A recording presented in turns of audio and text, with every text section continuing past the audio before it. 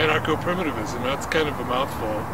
And again, these labels, they quickly solidify into ideologies, and that's a vexing problem in itself, the formation, the ideology formation dilemma.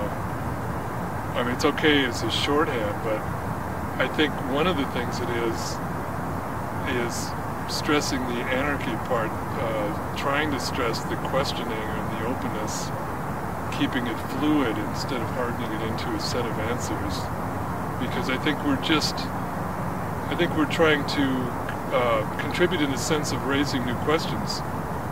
And in terms of the anarchist lineage, there are people now that don't seem to see that we're in the second decade of the 21st century. This isn't 1870 anymore, you know, Kropotkin and so forth. It's almost unavoidable that we'd have different questions or some added questions. People in the 1800s weren't quite so in a position to see where all this was leading, environmentally and psychologically even, although there was already a lot of evidence there, and some people did see it a long while ago. But the primitivist part, I think one way to say it is, there won't be a future unless it's primitive in some way or another. We simply cannot continue to assume that the industrializing, modernizing, massifying tendency can be assumed, can be taken for granted, can be left outside of what should be problematized.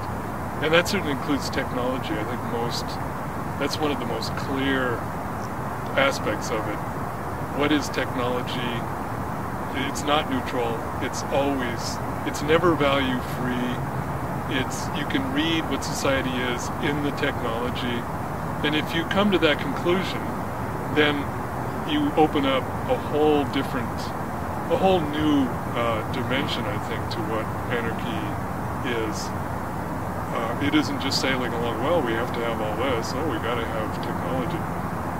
We have to have domestication, we have to have mass society, we have to have civilization.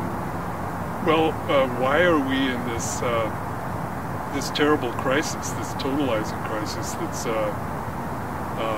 that everyone can see now? If we just keep sailing along, how are we really different from the dominant culture, the dominant values that certainly wants to preserve all this and keep going forward with it?